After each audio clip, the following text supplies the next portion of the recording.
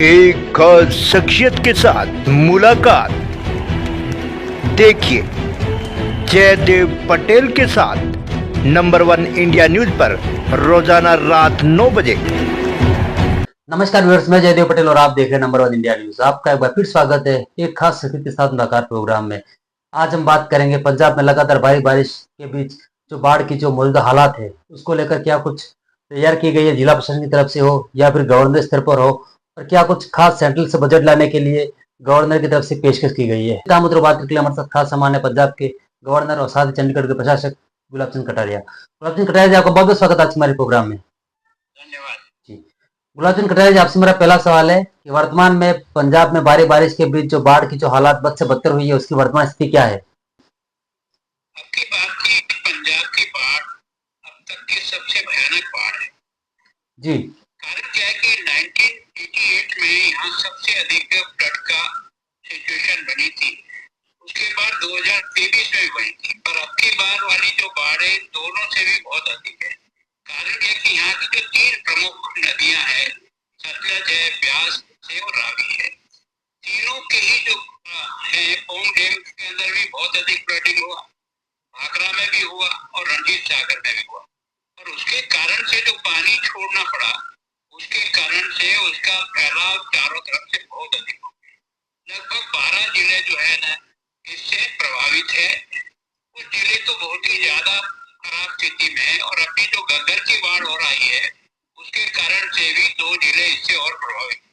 जी मैं सोचता हूँ अब तक लगभग 1,71,000 हेक्टेयर में हमारे यहाँ पानी का भराव हुआ है और बहुत बड़ी पॉपुलेशन इससे प्रभावित हुई है। कई लोगों को हमको सुरक्षित स्थानों पर पहुंचाकर कैंपों में रखना पड़ रहा है और उसमें जो है ये सबसे बड़ी खुशी की बात है कि जितनी मानव हानि है वो कम हुई है। अभी तक का जो कुछ रिकॉर्ड बना है 43 केवल कैजुअलिटी हुई है इतनी बड़ी पहाड़ में। और इसका मतलब ये कि जो भी रेस्क्यू ऑपरेशन करने थे या जो भी लोगों को मदद करनी थी उसको बहुत ही मुस्तैदी के साथ, और मैं ये बहुत प्रसन्नता जाहिर करता हूँ कि आर्मी का भी, बीएसएफ का भी, हमारी स्थानीय पुलिस का भी, एनडीआरएफ का भी, इनका जो जॉइंट ऑपरेशन हुआ था जिसमें सब लोगों ने मिलकर प्रयास किया, उसके कारण से हम राहत पहुंचाने में सफल हुए। उसके बाद जो भी साधन हमारे पास हो सकता है, हेलीकॉप्टर हो सकते थे तो हेलीकॉप्टर लगाए।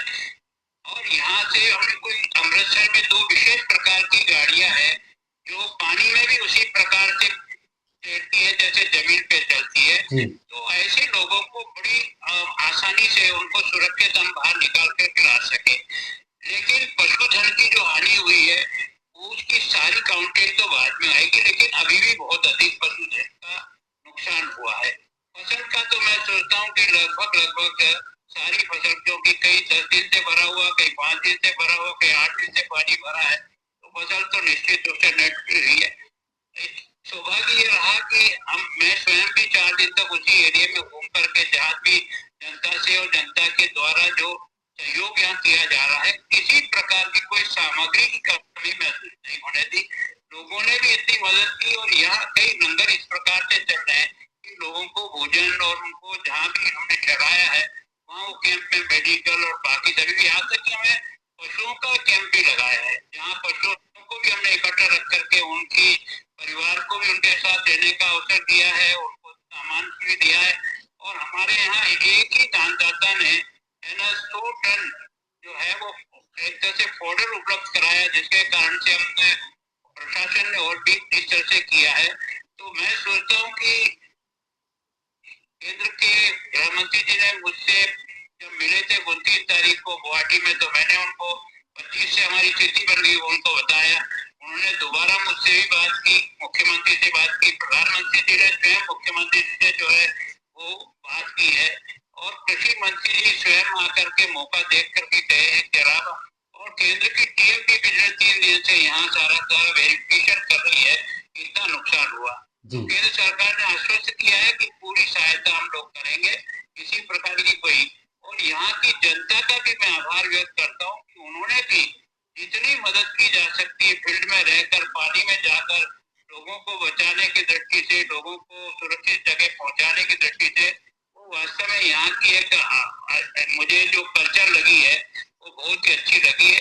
हम सब मिलजुल के प्रयास कर रहे हैं और निश्चित रूप से, और मेरा जो रोल है, क्योंकि मैं केंद्र सरकार का भी नुमाइंदा हूँ, इस राज्य की देखभाल की जिम्मेदारी भी संवैधानिक पद के होने के कारण से है, तो मैं दोनों के बीच में समन्वय बिठा करके अधिक से अधिक पंजाब को इस त्रासदी के समय केंद्र सरकारी भी सहायता मिले उसके लिए बराबर प्रयत्न कर रहा हूँ। और कोशिश है कि निश्चित रूप से किसानों को जितनी भरपाई की जा सकती है उतनी भरपाई हम लोग निश्चित रूप से केंद्र सरकार के सहयोग से करेंगे। राज्य सरकार भी मुझसे ये काम करी, उसकी एमएलए एमपी सारे फील्ड में है, सारे अधिकारी फील्ड में है। एक तरह से मैं सोचता हूँ ये त्रासदी सब मिलकर के आपस में मिलजुल कर इसको दूर करने का प्रयत्न कर रहे हैं। इसके कारण से जमीन का और फसल का तो बहुत बड़ा नुकसान हुआ है, लेकिन मनुष्य की हानि और पशुओं की हानि को काफी कुछ बचा है। जी गुलाब चंद कटारिया जी, अगर हम बात करते हैं तो संक्षिप्त में आपने बाढ़ पीड़ित जो एरियाज हैं या बाढ़ पीड़ित जो लोग हैं उनसे आपने मुलाकात करी स्वयं जा करके, आपका क्या असेसमेंट है और किस तरह से आपने उनको आश्वस्त किया है? देखो, 7 जिलों में तो मैं स्वयं जाके आया हूँ, बाई रोड ही गया हूँ और अधिक से अधिक लोगों से मिलने का प्रयास किया है। कैंप में भी गया हूँ और आर्मी और उनके ऑपरेशन में भी मैं मौजूद रहा हूँ। जो भी स्थानीय अधिकारियों की मीटिंग है उसको भी मैंने मीटिंग ली है। इतना पानी न कभी आया था और न अभी अब तक का इतिहास में सबसे अधिक है। तो निश्चित रूप से और हम सब लोग प्रयास कर रहे हैं कि राज्य सरकार के सहायता से जितनी मदद कर सकते रहेंगे और केंद्र सरकार स्वयं कृषि मंत्री जी बता के गए हैं कि हम अधिक से अधिक राहत देने का प्रयास करेंगे और बहुत जल्दी शायद मैं सोचता हूँ जो टीम यहाँ आई है वो जाकर के अपनी रिपोर्ट देगी, उसके बाद हमको आर्थिक सहायता मिलेगी। जी गुलाब चंद कटारिया जी, अगर हम बात करते हैं तो राहत से जुड़ी हुई, तो कहीं ना कहीं आप एक राज्य के प्रथम नागरिक हैं, ऐसे में आपकी एक जिम्मेदारी होती है सेंट्रल से कोऑर्डिनेट करते हुए स्टेट को बजट आवंटन करवाना, राहत का जो पैकेज है इसमें कहां तक अभी तक कामयाबी हासिल हुई है? क्या कुछ आश्वासन मिला है सेंट्रल गवर्नमेंट से आपको? सामान्यतः मेरी बात तो सबसे हुई है, लेकिन ये टीम जाकर के जब अपनी रिपोर्ट देगी खराबे के बारे में टोटल, और अभी तो प्रशासन जो स्थानीय है डिस्ट्रिक्ट का वो भी एनालिसिस नहीं कर सका कि उसको कितने एरिया में किस प्रकार का नुकसान हुआ।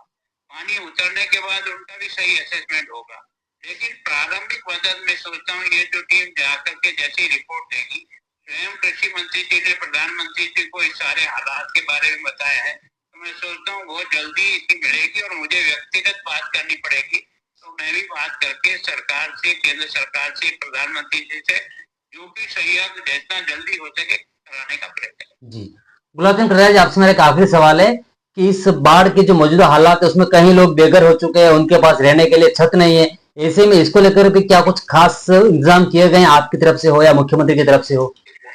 निश्चित रूप से डिस्ट्रिक्ट प्रशासन ने कैंप तो लगाए हैं और वो सब कैंप किसी न किसी अच्छी बिल्डिंग में अच्छी जगह पर है, वहाँ तो सब लोग सुरक्षित है, इसमें कोई दो राय नहीं। लेकिन निश्चित रूप से हर व्यक्ति की इच्छा होती है कि वो वापस अपनी जगह पर जाए, ताकि उसके जो पशुधन है जो कई गाँव में ही है, लेकिन वो गाँव के किसी ऊंचे स्थान पर इकट्ठा करके और सरकार की तरफ से और बाकी व्यवस्था से उनको जो भी चारा पानी मिलना हो जरूर मिल रहा है, लेकिन स्वाभाविक होता है हर व्यक्ति का कि वो उनको जाकर के ठीक प्रकार से संभाल पाए।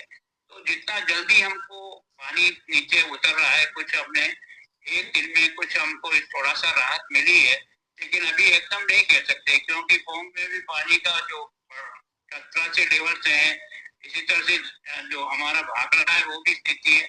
अभी तो हमें रंजीत सागर में भी फिर से उसका लेवल बढ़ा है, तो उसके कारण से पानी तो रिलीज करना पड़ेगा, थोड़ा सा ध्यान रखकर करेंगे जिससे कारण से नीचे में ज्यादा नुकसान ना हो। जी गुलाब चंद कटारिया जी, आपने हमारे लिए समय निकाला और महत्वपूर्ण जानकारी हमारे साथ साझा करी, उसके लिए आपका बहुत बहुत धन्यवाद। धन्यवाद।